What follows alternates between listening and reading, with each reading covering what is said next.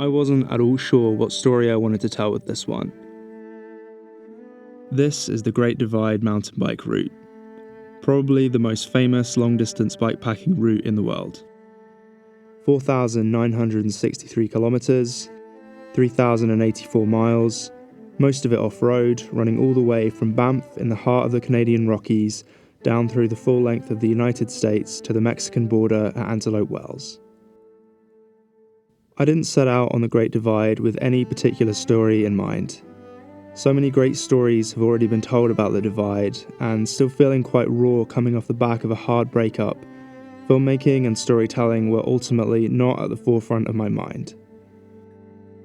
The thing about video is that you only have what you have.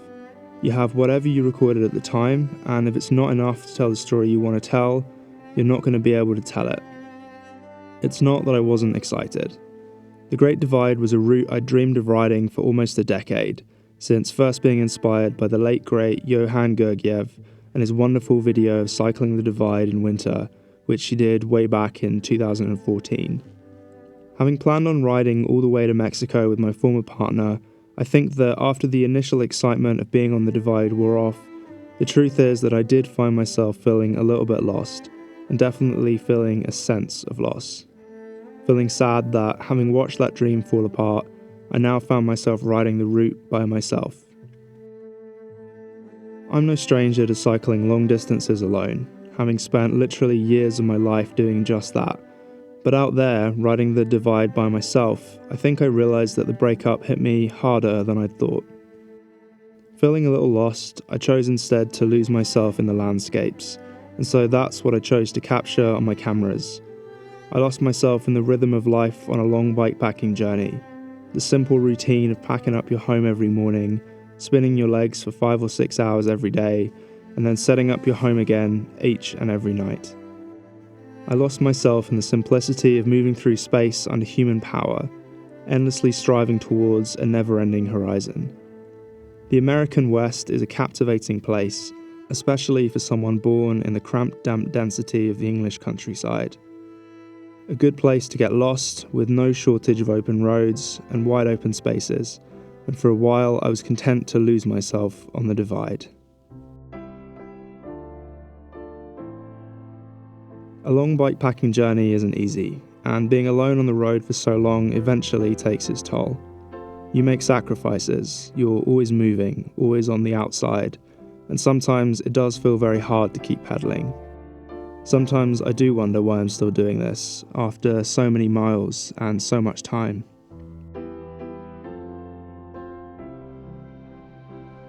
I didn't follow the Divide route exactly, as following routes exactly is rarely what I do, even when those routes are my own. I detoured.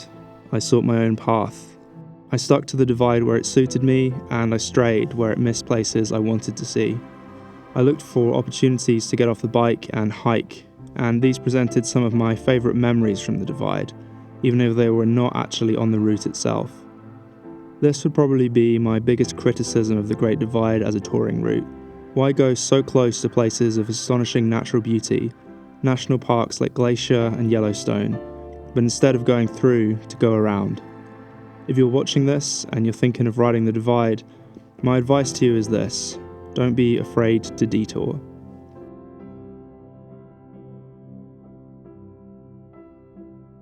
I was riding the Divide quite late in the season. A shroud of wildfire smoke blurred the horizons as I progressed steadily south through Montana, and my throat was rough and raw from breathing it in. The mercury was beginning to creep inexorably closer to freezing every night, and mornings were becoming crisp and sharp as the last gasp of the summer began to wane. Almost exclusively, I rode alone, as there were few other riders still on the route so late, and mostly I wanted to keep to my own company. Through most of Montana, I felt like I was going through the motions. I rode for a lack of a better idea, out of habit as much as from desire. The landscapes were beautiful and memorable, but with easy riding that didn't inspire me, and with little culture or social interaction to keep my interest, I felt like I was on autopilot for a lot of the journey. For so much of it, I was content simply to be lost in my own thoughts. I began to feel the spark again as I passed out of Montana, through the briefest corner of Idaho and eastwards into Wyoming. I rode through Yellowstone, detouring off the divide again to marvel open-mouthed at the geological wonders in the world's first ever national park.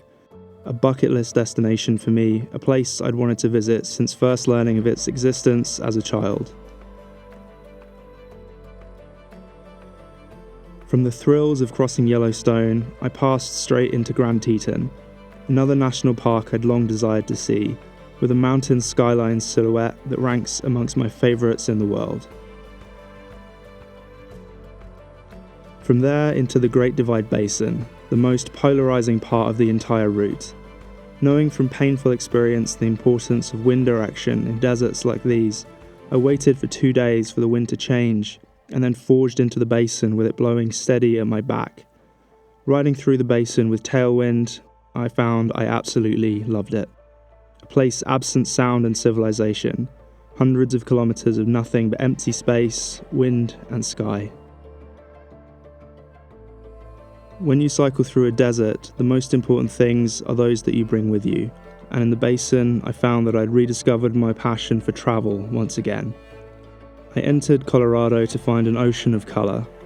The hills were ablaze with the glory of autumn, the vibrance of wild joy after the muted browns of many horizons. After weeks of feeling lost, as I pedalled up into the mountains of Colorado, I felt that I'd once again found what I was looking for. The passion that has pushed me to spend the better part of a decade cycling around the world was back. I was looking at the road ahead with new excitement and new appreciation. My time on the Divide gave me that and helped me find my purpose again. Finally, I was back. And that's it. That's just about all I have for you. This isn't the story I thought I'd be telling about my experience riding the Great Divide, but in the end, this is the only story that I could tell.